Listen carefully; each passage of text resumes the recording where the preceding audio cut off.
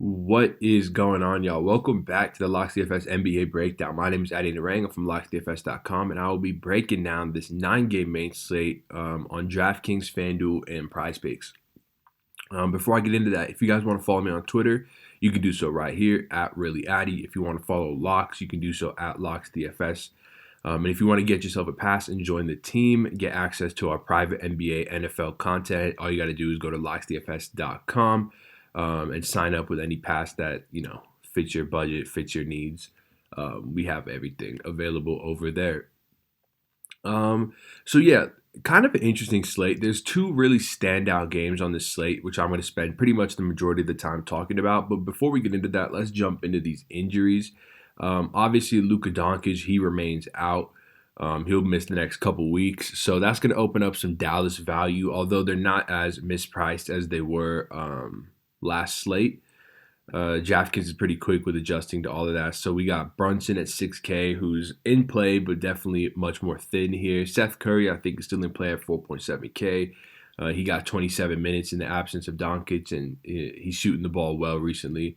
DeLon Wright, 4.4K. He only got 16 minutes without Luka Doncic. He happened to produce 30 fantasy points. He is a little over a 1.1 fantasy point per minute producer without Doncic. So if you could put his minutes closer to 20 than 16, then I still don't mind him at this price, although you are getting a little bit more thin once you get, he was, I believe he was 3.7, or yeah, he was 3.7 last slate. That's much more feasible than 4.4K, but still in play. And then Kristaps Porzingis, he's at a 1.4 fantasy point per minute producer without Luka Doncic on the floor, and that's in a decent sample size. I think I have it up here, or up here, or up here. Yeah. So it's in a 164-minute sample size. So that's sizable enough that we could project him to be at least a 1.3 to 1.35 fantasy point per minute guy. 8,300 I think is a fair price for him, and I think the matchup's not horrible. It's a game that is projected to stay fairly close and actually has one of the higher over-unders on the slate. It's like the fourth highest. So, not a horrible game to target players from, and I think Kristaps will be fairly popular for that reason. But with that all being said, let's jump into because the rest of these injuries, like Jason Tatum, he's questionable but expected to play. Andre Drummond probable, Blake Griffin expected to play. Karl-Anthony Towns is the only other guy. Zach LaVine expected to play. Fred VanVleet, actually, I can mention him. He is expected to miss this game versus the Pistons. So that's just going to instantly lock Kyle Lowry and Pascal Siakam both into some of the more secure minutes floors on the slate. You can easily project both these guys for 35-ish minutes. As a floor, and as a ceiling, obviously 39, 40 minutes. And I don't think their prices necessarily reflect that. I know they just kept Pascal Siakam way too cheap on FanDuel for the past few weeks now. 8.7K still going to project as one of the top small forward players on the slate. Kyle Lowry as well. I think his price is more than fair on both sides, 7.7K on both sides. I think both those guys are going to pop in a lot of optimal lineups just because you can project them for such a solid minutes floor, such a solid usage rate. Sans, Fred VanVleet. And in a game that, could definitely stay competitive considering he's played in Detroit. And it's only got a 3.5 point spread on it. So those two guys will definitely make a lot of sense. But let's get into these two big games because I want to spend some time talking about these. So we have the first game, which is Chicago-Washington. Two teams that both like to push the pace. Washington second overall in pace. The Bulls 12th overall. Washington, obviously the worst defensive rating in the league. The Bulls are actually surprisingly good. They're like top 10. But, pace sort of just mitigates all of that. It's a 230-point over-under with a 2-point spread. All sorts of fantasy goodness to be had there. 116 team total for the Wizards, 114 for the Bulls. And on the Wizards side, we have a ton of injuries to their big men.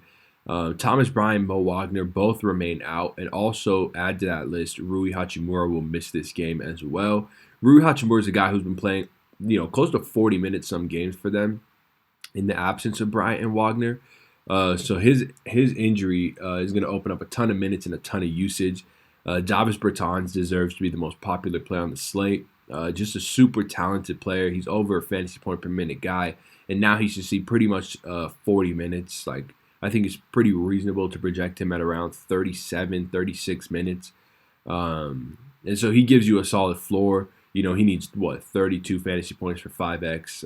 I think his floor is at that, and I think his ceiling is, 50 plus, just because of how he can contribute, shooting the ball, rebounding the ball, defensive stat-wise. And then a guy like Jan Mahimi as well. It doesn't look like they ever want to give Jan Mahimi more than 25 minutes a game, but they're sort of just going to be forced to at this point. But even if you project him at 25 minutes, which he played last game when Rui did play, he still projects just over. Actually, I can pull it up for you. He still projects at just under, a fantasy point per minute guy, 0.91. If you give him 25 minutes, he's got a 25 point floor. I would say something around there with an obvious ceiling if his minutes were to increase. And then Bradley Beal, obviously, is going to be a usage monster in this game. 9.5K is still a fair price for him. I thought his price was getting up there on FanDuel, but it actually came down a bit. It was like 10.4 or something last slate, where he just went off versus Detroit, and his price dropped like 500 or 600. So he's going to be in play over here as well. And then also a guy I should mention is Troy Brown. I do think that Washington could try and go small in this game and give a guy like Troy Brown some minutes, potentially at the 4 with Davis Bertans or Jan Mahimi at the 5. I think they could go small like that. They could also give a guy like Admiral Schofield some run. He received 20 and 21 minutes in back-to-back games. So if he's going to get that kind of workload and potentially even up to 25, 26 minutes, I think he makes sense as well as a value play. So it's going to be interesting to see how all these guys shake out, come closer to lock, and if we get any more value on the slate. If you want to run it back on the Chicago side, Wendell Carter Jr., it says questionable, but like everyone else, he is expected to play. I think him and Lowry's price are both pretty fair at 6 and 5.9K. Obviously, a great matchup, pace-up spot versus the Wizards, a really bad rebounding team as well. So both those big guys are going to be strong plays on both sides. Specifically, Wendell Carter Jr. for me, I think 6K for him. I mean, the guy's seen like 39 and 38, or 38 and 36 minutes in back-to-back games. So I don't anticipate any sort of minutes limit on him. I think he'll just be good to see 35 plus minutes in arguably the best matchup you could ask for. And then Zach LaVine, he's the most prolific scorer on the Chicago side. So if this game were to go nuclear, you would think that he would be involved and would probably be necessary in some potential game stacks, just GPP winning lineups. I think 8.1K is a fair price for him as well. But let's move on now to this Minnesota-New Orleans game, which is it's the second of these two super fantasy-friendly games. We have another big team total, 231.5. I believe that's the highest on the slate. Yeah, it's the highest on the slate. Minnesota 4th overall in pace, New Orleans 7th overall in pace. Defensive rating-wise, New Orleans is 3rd worst in the league. Minnesota is 7th worst in the league. So this should be a pretty high-scoring, fantasy-friendly game that you're going to want to be overexposed to. The big news here is Karl-Anthony Towns is questionable. If he were to miss this game, it would boost guys like Gorgie Jang and Jordan Bell into two of the most obvious values on the slate. They would pop in sort of every projection that you look at. It would also secure Andrew Wiggins into a very fantasy-friendly role at 7.6K. It would make Jeff Teague more playable and Josh Okogie as well. But Josh Okogie is already one of my favorite values. 3.9K, he's been receiving 30 minutes a game pretty consistently. It's a matchup that definitely suits his skill set, as it's going to be played at a high pace. There's going to be a lot of defensive stats to go around. He's a guy who thrives off, securing, an 8 to 10 fantasy point floor with defensive statistics alone. So if Karl-Anthony Towns were to miss, literally everyone else gets a boost because of how much usage he commands and his minutes floor. Everyone else on the team would get a sizable boost. If he does play, I would like him a lot at 10.7K. Granted that we hear nothing about a minutes limit, I think he would make a ton of sense as your top option to target on this Minnesota side. And then on the New Orleans side of things, JJ Redick probable, so you could just assume that he's going to be back in the starting lineup, which will move Lonzo Ball back to the bench and sort of remove the shine of a guy like Josh Hart a little bit. Although they still like to give him close to 30 minutes, so he'll still be playable. I think for the New Orleans side, though, I'm just going to go to like the main guys. Jrue Holiday at 7.8K. This matchup is a great play for me, especially if he's going to be back in his primary ball handling role, starting at the 1, as opposed to starting alongside Lonzo Ball, where Lonzo takes some of that ball handling role away from him. We did sort of see that affect Jrue Holiday. He was sitting at like 30 fantasy points up until just a few minutes left in the fourth quarter, where he had a little bit of an explosion and then racked up a few more fantasy points at overtime to put up a serviceable game. But it did seem like Lonzo Ball starting next to him might have taken away from him a little bit. So if he's starting at the 1, I like him a lot. Brandon Ingram at 8K is still very fairly priced. And then Derek Favors at 4.7K. His price hasn't moved. They don't really want to it doesn't look like, at least, that they want to give him any sort of significant minutes. He was balling to end the game, but they still closed with Jackson Hayes, and it actually kind of came back to bite them. It's the reason they lost the game.